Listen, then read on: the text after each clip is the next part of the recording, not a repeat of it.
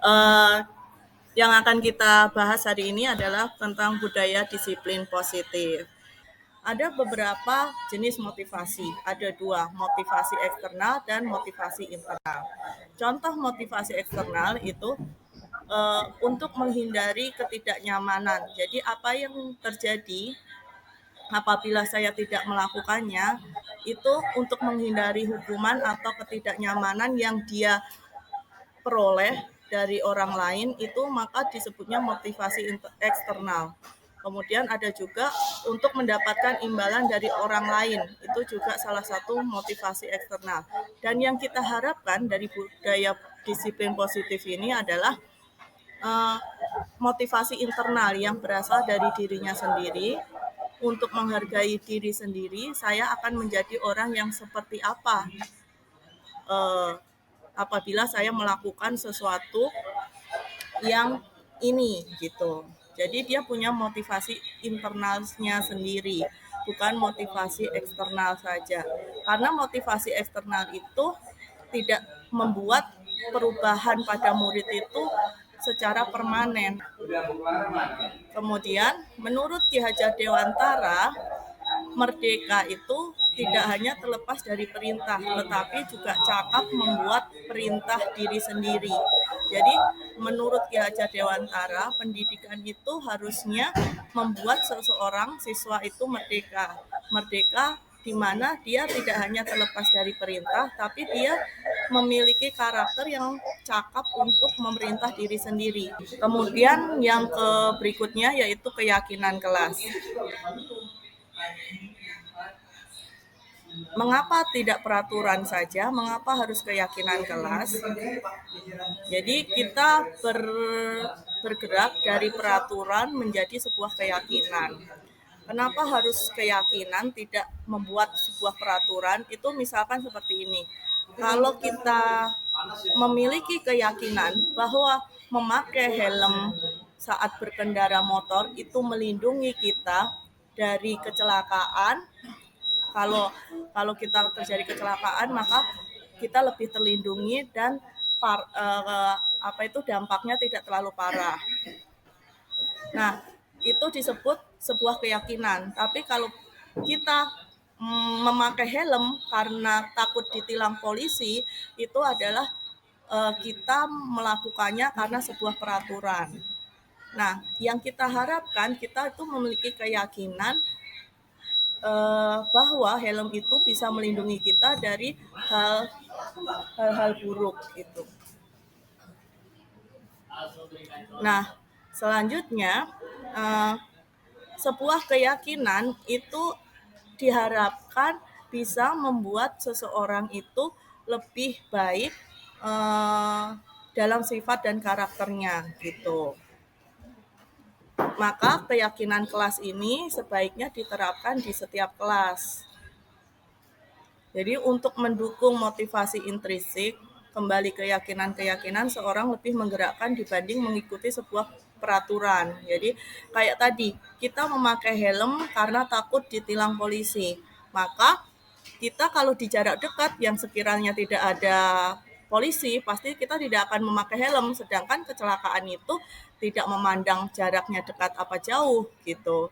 Sedangkan kalau kita memiliki keyakinan bahwa helm ini bisa menjaga kita dari hal-hal buruk saat terjadi kecelakaan, maka itu akan lebih baik. Itulah yang disebut dengan keyakinan, motivasi intrinsik yang berasal dari dalam diri kita sendiri. Nah, selanjutnya ini adalah 5 posisi guru. 5 posisi kontrol guru. Yang satu penghukum, yang kedua pembuat merasa bersalah, yang ketiga teman, yang keempat pemantau, dan yang kelima manajer. Apa sih bedanya seorang posisi-posisi kontrol pada guru itu? Bedanya ini. Nih, pernyataannya saya kecewa sekali dengan kamu.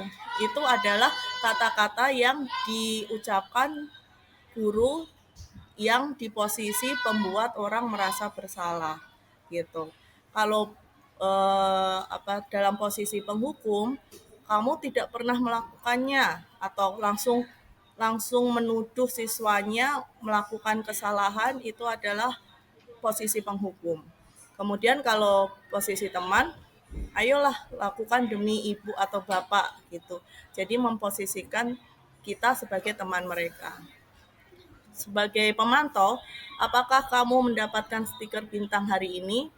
Jadi sering memberikan hadiah kepada siswanya itu sebagai pemantau. Kemudian kalau manajer itu bagaimana kamu bisa menyelesaikan masalah ini. Jadi diajak diskusi kalau anak sedang melakukan kesalahan atau melakukan kesalahan jahil sama temannya, ditanya bagaimana kamu menyelesaikan masalah ini gitu. Udah jam berapa? Udah jam berapa? Nah, perbedaan hukuman dan konsekuensi. Bedanya yaitu kalau hukuman itu sesuatu yang menyakitkan dan sesuatu yang menyakitkan harus terjadi. Jadi hukuman itu sifatnya menyakitkan. Dan yang kedua membuat anak sakit fisik maupun hatinya untuk jangka waktu lama. Jadi membuat anak trauma itu disebut hukuman. Kemudian yang ketiga, anak membenci kedisiplinan. Yang keempat, hukuman itu sebuah paksaan. Yang kelima, mendorong anak menyakitin diri sendiri. Atau yang selanjutnya, konsep diri yang buruk. Kemudian anak belajar untuk menyembunyikan kesalahan. Dan yang terakhir, marah, rasa bersalah, dipermalukan, merasa tak dihargai. Yang keberapa? Selanjutnya yaitu kalau konsekuensi itu adalah sesuatu yang harus terjadi. Jadi sebelum memberikan konsekuensi, memang sudah ada kesepakatan sama siswa. Kalau kamu melanggar ini, maka konsekuensinya ini. Jadi dia harus tahu konsekuensi dari perbuatan yang melanggar keyakinan kelas tadi. Itu adalah sesuatu yang harus terjadi. Kemudian membuat anak merasa tidak nyaman dalam jangka waktu pendek. Jadi sifatnya itu tidak membuat traumatik gitu. Kemudian anak menghargai disiplin dan selanjutnya sampai bawah bisa dibaca sendiri gitu. Selanjutnya adalah tindakan guru. Contohnya yaitu mencatat 100 kali di dalam buku kalimat saya tidak akan terlambat lagi karena terlambat ke sekolah. Itu ada sebuah hukuman. Kenapa hukuman? Karena itu dilakukan secara spontan. Misalkan kita adalah salah satu tugas guru piket, yaitu mencatat anak yang terlambat. Terus kemudian anak yang terlambat itu diberi hukuman, saya disuruh menulis saya tidak akan terlambat lagi, itu ada sebuah hukuman karena spontan kita ngasihnya. Dan itu tidak relevan dengan kesalahan yang dia lakukan. Dia terlambat.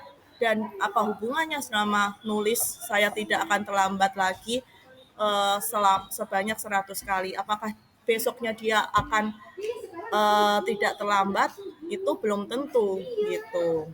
Jadi sebagai seorang manajer di sini itu bukan pemerintah ya. Manajer itu sebuah kontrol emosi seorang guru, gimana memposisikan dia sebagai teman, kemudian sebagai pemantau juga, terus memikirkan, memberikan pertanyaan pemantik agar si anak ini mencari solusi dari permasalahan yang dia timbulkan gitu. Nah, itu tidak boleh sebenarnya disuruh mencatat 100 kali dengan kata-kata saya tidak akan terlambat lagi gitu. Kemudian lari mengelilingi lapangan basket 2 kali karena terlambat hadir di sekolah. Itu juga nggak relevan dengan permasalahan dia yang sering terlambat sekolah. Kemudian murid diminta untuk push up 15 kali karena tidak menggunakan masker di sekolah. Itu juga sebuah hukuman. Kemudian mengganti kertas tugas teman yang telah dicoret-coret. Nah, itu konsekuensi. Jadi kalau kita menghadapi masalah, misalkan ada anak yang buku saya dicoret-coret sama teman sebelah saya, Bu. Nah, cara menyelesaikannya yaitu dua-duanya diajak ngobrol. Nah, diajak ngobrol, bagaimana nih solusinya dari permasalahan yang kamu buat? Mana pertanggungjawaban kamu atas kesalahan kamu tadi, mencoret-coret buku teman? Masih si anak ini dituntut untuk berpikir dan bertanggung jawab atas kesalahannya, gitu. Oh, dia ingin, saya akan menggantinya, Bu, buku teman yang saya coret-coret tadi. Itu ada sebuah konsekuensi, gitu. Karena relevan, dia salahnya yaitu mencoret-coret buku teman. Nah, eh, apa itu pertanggungjawabannya mengganti dengan buku baru, gitu. Selanjutnya, kita bergerak dari sebuah hukuman ke sebuah konsekuensi, dan yang paling bagus itu adalah restitusi, gitu.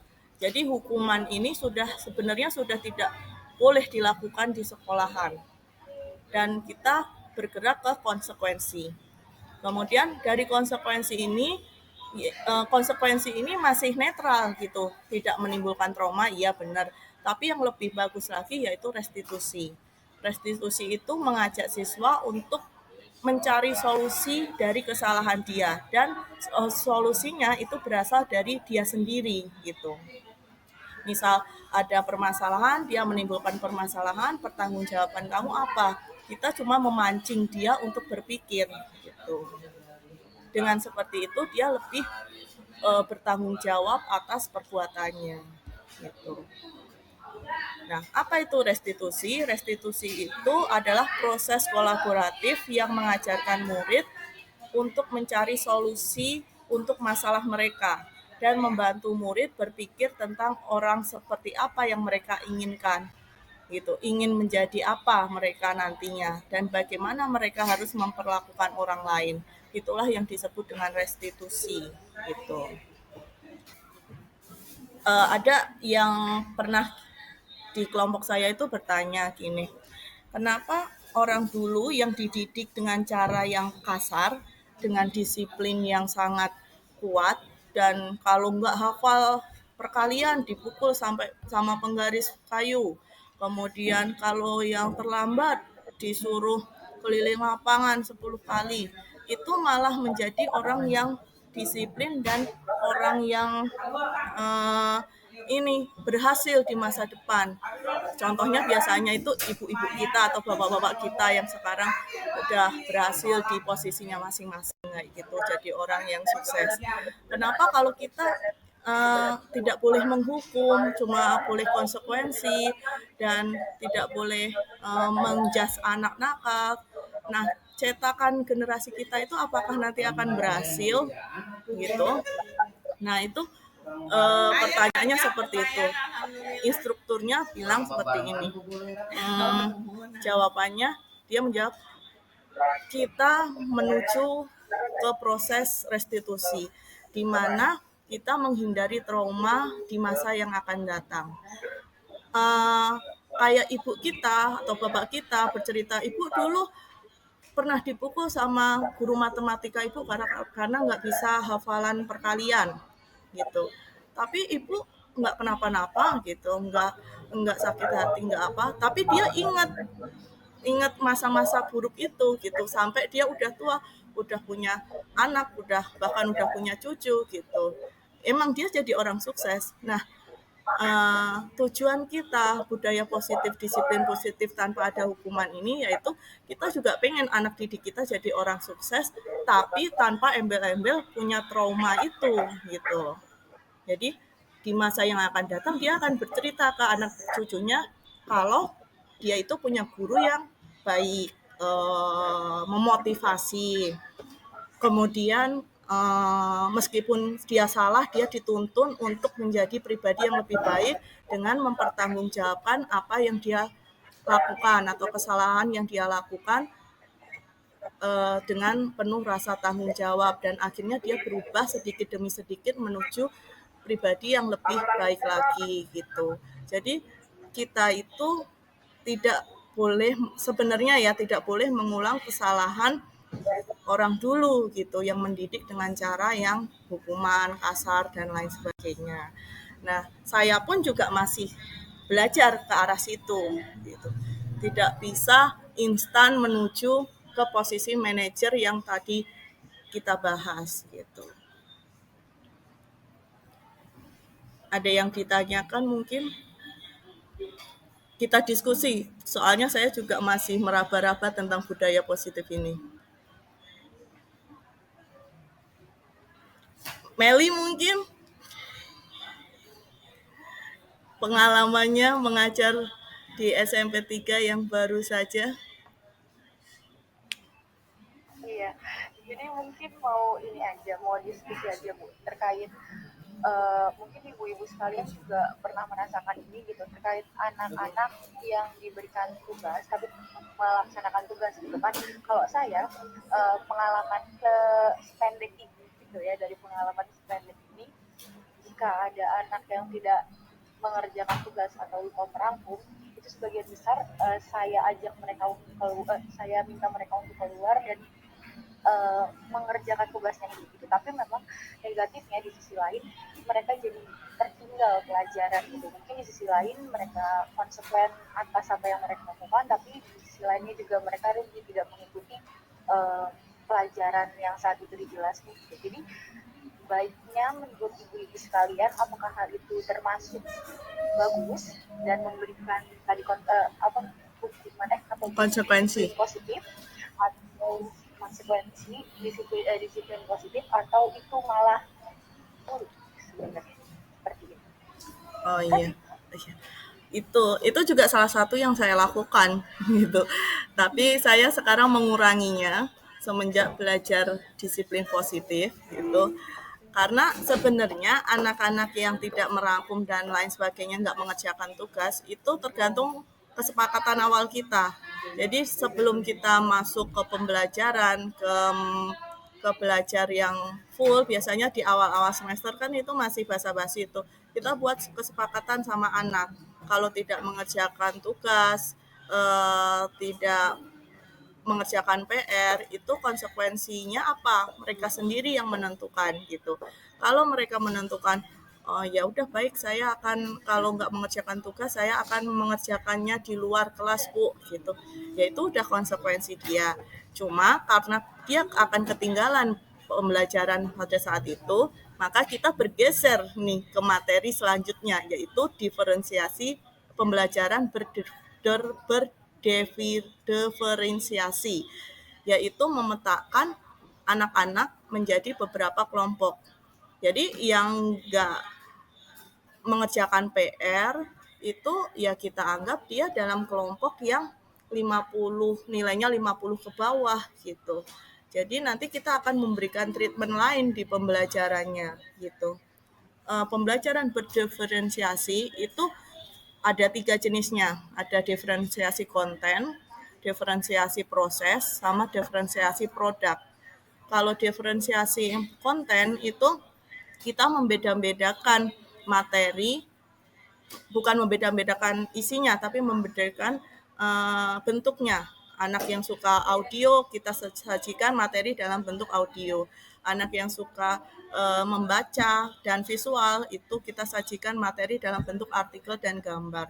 Kalau anak yang suka pembelajaran audio visual, berarti kita sediakan materi dalam bentuk apa itu video gitu. Itu diferensiasi konten. Kalau diferensiasi proses itu kita mengelompokkan anak sesuai dengan kemampuan mereka gitu. Ada yang kira-kira ini anak kelompok ini nilainya 50 ke bawah. Nah, kita nantinya akan memberikan pembelajaran yang C1 saja gitu. Kalau soal tuh C1 aja. Kalau yang 50 sampai 80 kita kasih C2, C3. Kalau udah dia nilainya memang 90, 100, kita kasih yang bagian analisis C4 gitu. Itu akan masuk ke materi selanjutnya. Kayaknya Bu Meli harus ikut guru penggerak deh biar lebih jelas untuk materi diferensiasi. Kalau diferensiasi produk itu kita membedakan produknya. Misalkan uh, contohnya yaitu kita tugas IPA yaitu mencari informasi tentang ilmuwan. Nah, anak yang sukanya video, silakan yang suka video kamu download video tentang informasi tentang ilmuwan dalam bentuk video. Nanti serahkan ke ibu. Kalau ada yang, Bu saya suka menggambar sama menulis, silahkan bikin poster yang di situ ada gambar dan tulisan gitu. Jadi masuk ke kita itu produknya itu bermacam-macam sesuai dengan minat dia gitu. Tapi isinya sama, isinya yaitu tentang informasi tentang ilmuwan gitu. Jadi ya kembali ke tadi bahwa anak yang tadi disuruh keluar, suruh merangkum atau mengerjakan PR di luar, ya itu nantinya karena ketinggalan pembelajaran ini ya kita anggap dia kelompok yang harusnya dikasih treatment soal C1 saja gitu. Itu diferensiasi di pembelajaran berikutnya yaitu diferensiasi proses gitu. Kalau tidak ada kita cukupkan karena sepertinya semuanya sudah capek dengan kegiatan hari ini. Ya udah, terima kasih teman-teman karena sudah mendukung saya.